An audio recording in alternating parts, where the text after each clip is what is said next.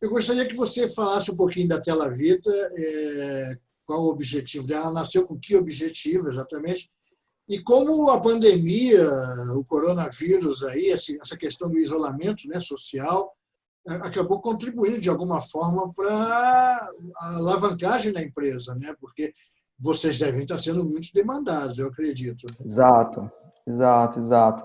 Bom, Luiz, só me apresentando, eu sou psicóloga, né? Já estou formada aí há algum tempinho. Na verdade, eu comecei a atuar na área de psicologia online a partir de 2010. Eu fui uma das pioneiras no Brasil, fiz uma formação de Cyber Counseling na Universidade de Toronto, que é pioneiro no mundo na área de terapia online. E aí lancei a primeira startup naquele momento, né? Em 2016, saí dessa startup, foi quando eu encontrei os meus sócios, o Andy Bucas e o Lucas Arthur, para lançar a Tela Vita. Então, a ideia da Tela Vita sempre foi de conectar, né, ser um consultório online para conectar pacientes e psicólogos num ambiente seguro, onde o psicólogo pudesse aí fazer toda a sua gestão da clínica, administrar seus pacientes, e ao mesmo tempo usar uma sala virtual e criptografada, onde ele pudesse trocar informações com esse paciente, né? Por outro lado, o paciente aí ele começa a ter um acesso, né, importante, porque a tecnologia ajuda aí a reduzir as barreiras, a dificuldade de você às vezes se deslocar, né? Então, foi a ideia inicial estar lançando. Então, a gente lançou para o mercado em geral. Porém, a gente começou a já ver uma necessidade no mercado corporativo. Então, começamos a atender um grande plano de saúde, a gente viu que era esse caminho. Antes do coronavírus, vamos lembrar que a gente já estava vivendo uma pandemia de transtornos mentais, tá? E isso começou a impactar muito as empresas. Então, as empresas começaram a ter mais afastamentos por problemas de depressão, ansiedade, e aí começou também um interesse grande na área das startups health techs, na área de telemedicina e telepsicologia. Então começamos essa trajetória. Hoje, né, depois de tudo, de toda a pandemia, a gente teve um aumento muito significativo na demanda tanto por empresas como do público em geral. Obviamente que o afastamento, né, e é uma forma um pouquinho agressiva para o ser humano, né, quer dizer, você se privar do contato social, você ter que reorganizar, reaprender uma rotina, né, utilizar de muita criatividade, e eu falo, né, resiliência não é mais suficiente, né, Luiz? Eu acho que resiliência já era algo desejável e hoje a gente precisa de muito mais para enfrentar essa fase. Então, com certeza, o nosso trabalho está sendo bem efetivo, a gente está tendo uma procura, justamente porque as pessoas estão evitando de ir até, né, um consultório clínico, um hospital, então eles preferem aí realizar uma primeira consulta e começar o seu tratamento via online, tá? Certo. Passada essa sua apresentação, deixa eu te interromper um pouquinho. Passada essa sua apresentação, me responde uma questão. De 2010 para cá, quando você foi praticamente pioneira nesse modelo, você sentiu problemas assim, tipo restrições legais para você poder exercer a profissão online? Houve mudanças de lá para cá na legislação? Como é que está essa situação do ponto de vista da tua entidade, né, do seu Uhum. conselho em relação a isso? Isso tudo é uma questão temporária em função da pandemia, ou você vê isso como olha, caminho sem volta agora para a psicologia após essa crise mundial que a gente está vivendo? Como é que você está vendo isso? É, muito bom, porque como eu fui, né, uma das pioneiras no Brasil, eu participei ativamente, né, dos trabalhos junto ao Conselho Regional de Psicologia aqui em São Paulo, porque nós tínhamos naquele momento uma resolução muito rala, que só permitia orientação psicológica pelo psicólogo. E aí a gente começou um trabalho de revisão dessa regulamentação, entendendo que o mercado precisava se adequar, a forma de comunicar, né, da sociedade estava diferente. E aí todos os trabalhos resultaram na aprovação da Resolução 11 de 2018, pelo Conselho Federal de Psicologia, onde aprovou a psicoterapia online.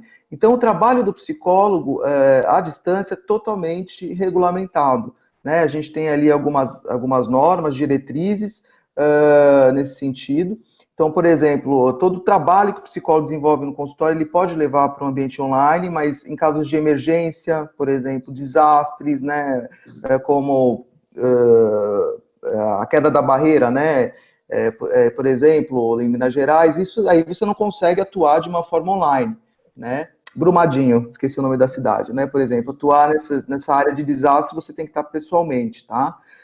Então, é totalmente aprovado, Luiz, é totalmente regulamentado.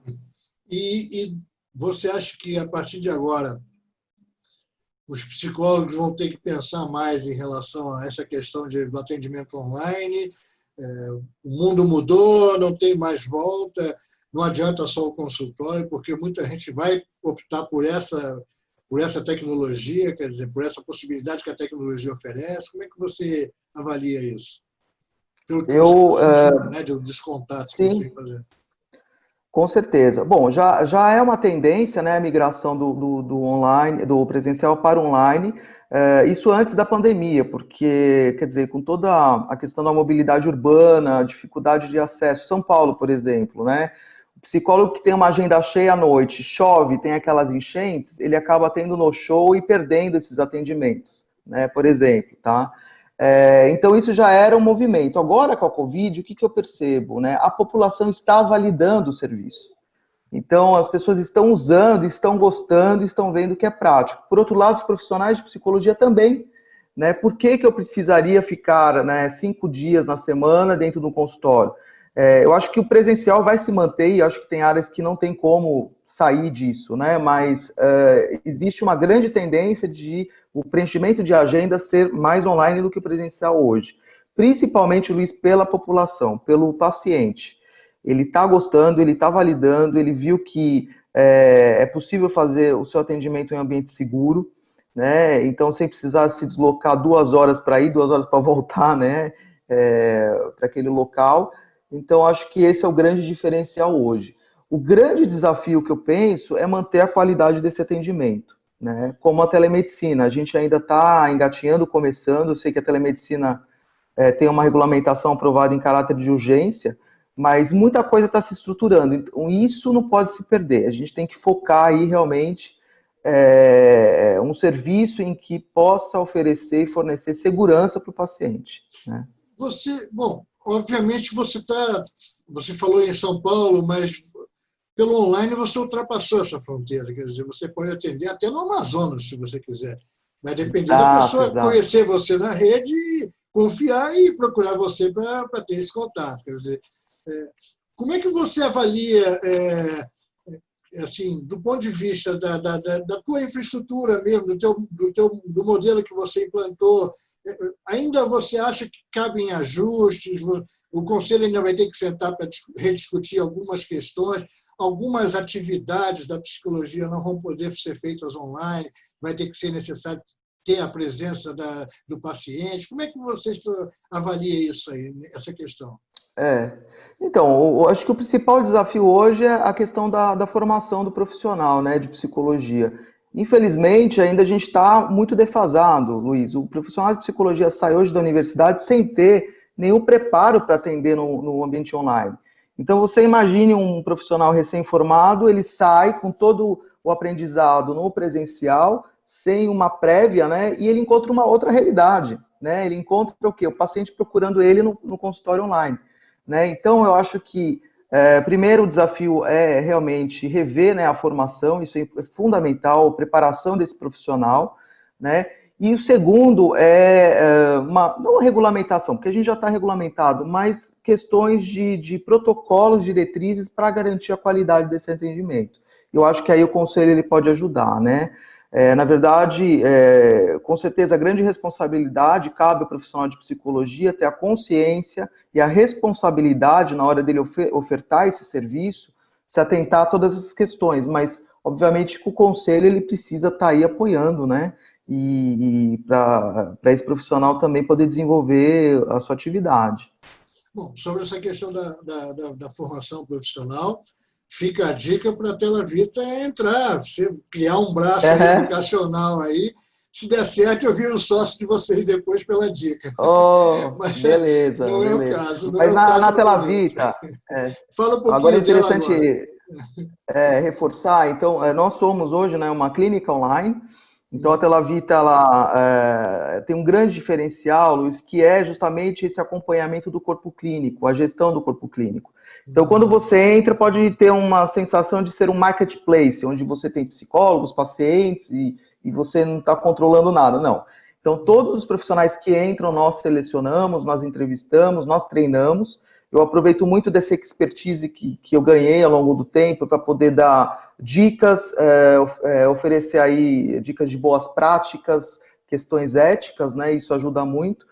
Todo o acompanhamento desse atendimento, entender se o paciente está satisfeito, se teve algum problema, como é que está a qualidade do sistema, a gente está melhorando sempre, tá? E uma novidade, como o nosso foco é saúde mental, em breve a gente deve lançar também telepsiquiatria. Então, como foi aprovado também pela telemedicina aí, né, a regulamentação, então vai ser um complemento importante e a Telavita vai entrar também já nesse ambiente dos médicos, né? Então, que também tem alguns detalhes, alguns recursos que precisam ser olhados, né? Quantos Então, profissionais esse é você o... tem hoje? Quantos profissionais você tem hoje envolvidos com a Telavita? Profissionais de Olha, Luiz, psicologia. hoje a gente está, nosso corpo clínico ativo, a gente está em torno de 120, mas a gente está selecionando muitos profissionais nesse momento, a gente está associando, a fila é de 700 pessoas, mais ou menos, né? Então a ideia é triplicar isso, né, em poucos meses, porque a demanda de atendimentos está aumentando. Mas, claro, a gente não consegue colocar todo mundo para dentro porque tem esse processo, né? Eu sou muito rigorosa, sou responsável pelo corpo clínico, então eu tenho uma preocupação muito grande com isso, né? Então só sobe o profissional quando ele está apto mesmo, está preparado ali para estar online, né? Você falou logo no início que os planos de saúde já começam a se preocupar com essa questão e que você já tem até contato com um plano de saúde. Sim. Não precisa nem dizer o nome se não quiser, mas como é que está essa relação? Quer dizer, eles estão contratando a Telavita para ser o consultório deles? Como é que é essa questão? Porque me parece assim que isso tende a acontecer com frequência para vocês a partir de determinado tempo, porque o sistema online permite isso em qualquer lugar do país, né? Quer dizer, Exato, exato. A grande questão aí é que as grandes operadoras de planos de saúde, né, quando eles contratam uma startup ou efetivam uma parceria, é muito mais rápido do que desenvolver internamente esse serviço dentro. Imagina os desafios. Você tem que mobilizar a equipe, você tem que ter novo investimento, trazer uma expertise que você às vezes não tem. tem o Então a custo startup, operacional também, né? O custo operacional de nossa, manter essa estrutura funcionando, quer dizer, não é fácil. Mas e aí? total, né? Total, total. Então, assim, quer dizer, hoje a Telavita a gente está já há 3 anos no mercado, a gente tem 35 colaboradores, e imagina o tempo, né, para ofertar isso, imagina uma empresa ter que começar do zero, né? Então não é fácil, não é, se É fosse, né? complicado. Então, acho que as operadoras estão vendo uma grande, algo muito positivo nas startups, né? Porque elas têm muita velocidade, elas entregam o serviço com qualidade. Hoje o nosso maior cliente, sem dúvida, é a CarePlus, um dos maiores planos do país, e hoje a gente atende realmente a área de telepsicologia deles. Então, a gente hoje atende a rede nacional e está indo muito bem, né? A gente está tendo aí um feedback positivo dos pacientes, da empresa, e é uma tendência, né? A gente está também avançando para outras operadoras, a gente está em negociação por enquanto, mas logo a gente deve fechar, e isso vai ser uma realidade. A operadora ela vai ter que ofertar, né? Ela já está ofertando telemedicina até por uma necessidade, porque o atendimento primário, né, a primeira consulta, imagina levar uma pessoa no pronto-socorro hoje que está com uma leve gripe, né? É tão importante o médico já realizar uma primeira análise e às vezes evita dessa pessoa ir até esse pronto-socorro, né? E aí gerar outros problemas, tá? Agora, Então, como é que é o né? envolvimento do profissional de psicologia, né, com essa nova realidade do online? Porque dá tempo de curtir a família, de ter vida própria também, porque a gente pensa assim, no cenário online, qualquer hora é hora, né? É como se fosse uma rede social. A hora que eu quiser, eu entro e saio. Pode ser de madrugada. Vocês vocês estão pensando assim, existe um protocolo de vocês, um limite entre qual o meu horário, quer dizer, definido, como é que a empresa define isso com os profissionais, para evitar essa mistura, né, da vida privada com a vida profissional, né? Como é que vocês estão trabalhando isso? Então, na verdade, o profissional é liberal, né? Ele tem a liberdade de escolher a agenda dele e ele tem que organizar. Isso eu acho que qualquer profissional, né, Luiz, hoje em dia, né? Com a questão da quarentena, é muito importante dividir, né? Porque a tendência é o que você disse, é misturar tudo, né? Mas e não é bem assim. A gente tem que manter uma rotina de trabalho como era no presencial, né? Então a gente orienta realmente o psicólogo a manter ali os horários de atendimento. Mas como é um ambiente tecnológico e você tem psicólogos que gostam de atender, por exemplo, de madrugada e pacientes que querem ser atendidos de madrugada, isso é algo favorável, né? Então, tem total flexibilidade dele organizar essa agenda. Obviamente que a gente sempre vai estar orientando se tiver algo, a gente está vendo que está muito, né, muito atendimento no dia, a gente obviamente orienta, mas o profissional liberal, ele tem que cuidar disso também, é uma responsabilidade dele, né? Milene, me diz uma coisa, pela experiência que vocês estão tendo com o atendimento online, como é que está a cabeça do brasileiro hoje em relação à pandemia, a esse isolamento forçado, e também que em relação assim, o que vai ser amanhã, né, no mês, o que vai acontecer comigo no mês que vem, né? Como é que está a cabeça hoje do brasileiro em relação a isso?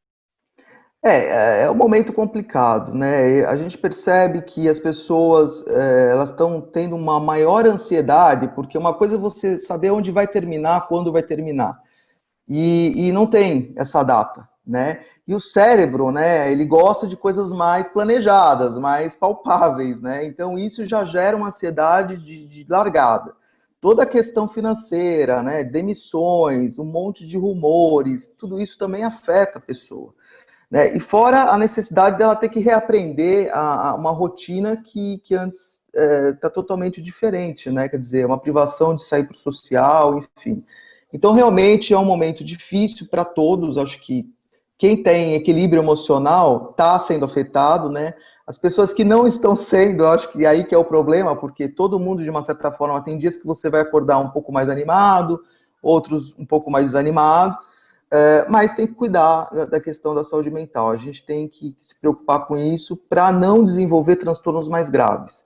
Por isso a importância do autoconhecimento, a importância de realizar uma psicoterapia, para você poder ter esse apoio, né, e não deixar a peteca cair, porque começa um ciclo, aí ansiedade, desânimo, você começa a ter problemas, começa a impactar na tua atividade, produtividade, né, e isso pode gerar realmente uma doença, com certeza. As pessoas que nos virem aqui depois na internet, né, como é que elas contactam vocês? Qual é o endereço eletrônico de vocês para elas fazerem o primeiro contato? O nosso site é o www.telavita.com.br.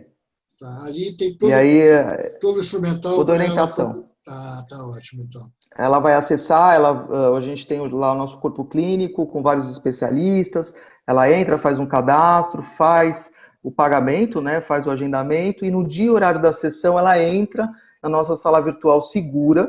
Isso é importantíssimo, Luiz. O WhatsApp e Skype são ferramentas muito, muito seguras. Você acho que já deve estar acompanhando quantas invasões de WhatsApp. Algum colega seu, nesses dias, deve ter tido uma, né? E a gente sabe que é um momento de troca de informações muito confidenciais e muito íntimas, né? Então é muito importante esse ambiente estar aparado por uma segurança mais robusta, tá? Aliás, em função disso, a Telavita ela está se preocupando com a questão da LGPD, da Lei Geral de Proteção de Dados. Total. Vocês estão Isso a gente já já estão estava pensando, preparado. se adequando Já. certo. Porque vocês vão Que criar foi uma base ampliado de o dados. prazo. Vocês vão, Sim, estamos na discussão ainda da ampliação do prazo, que parece que vai ampliar, vamos ver, né? sim, sim, E, sim. enquanto não se decide isso, as empresas, de alguma maneira, estão tendo que trabalhar com algum cenário, né? Quer Sim. dizer, Não, sim, a gente tem, além de toda essa preocupação, a gente também tem como base o RIPA americano, né? A gente ainda no Brasil não tem um protocolo assim, de tecnologia direcionado à saúde, né? Então a gente utiliza protocolos americanos como base para o nosso trabalho, para garantir maior segurança para o nosso usuário, né? Legal, Milena. Olha, Milene, foi ótimo te conhecer, foi um bom Oh, papo. obrigado, Já de antemão fica aí o convite para você voltar mais para frente, para a muito gente obrigado. conversar mais um pouquinho sobre como é que o brasileiro está reagindo aí à pandemia, como é que a empresa está indo em função disso. Né? Aliás, só para antes de encerrar, uma questão. Quantos atendimentos vocês têm feito assim, em média? Você já tem uma estatística de atendimentos que vocês estão fazendo pela empresa? A gente está com um volume grande, mas o que eu posso dizer, depois da pandemia aumentou 400% a Nossa nossa Senhora. procura. A procura por o atendimento e solicitações de propostas por empresas. O volume dobrou, tá, de sessões. Né? Então, a gente já está aí com quase 500 mil vidas sendo administradas, né, pela Telavita, e isso deve aumentar muito mais até o final do ano. A gente está com metas maiores, né? E estamos nos estruturando para, né, Luiz? Não é só vir o crescimento. A equipe de tecnologia está a 1.000 por hora, né? A gente fala, eles estão assim se superando, porque a cada semana a gente tem que realmente implementar uma melhoria, aumentar, né, a capacidade, mas está dando tudo certo. Vai crescendo a demanda, vai aumentando a capacidade de tecnologia, senão não aguenta, Exato, você não não aguenta o tem tranco. como, né? Então você continua investindo para atender também a demanda, né? Tá ótimo, Milene. Olha, foi ótimo conversar com você, foi muito legal. É uma área que eu não conhecia assim direito, Que bacana. então é muito legal saber como é que está essa situação. E vamos torcer para que a pandemia aí se resolva, né, em algum momento e que a gente consiga restabelecer a vida da gente num novo cenário, né? Quer dizer, até com a Exato, tecnologia nos envolvendo, né? Mas foi ótimo exato, conversar com você. exato.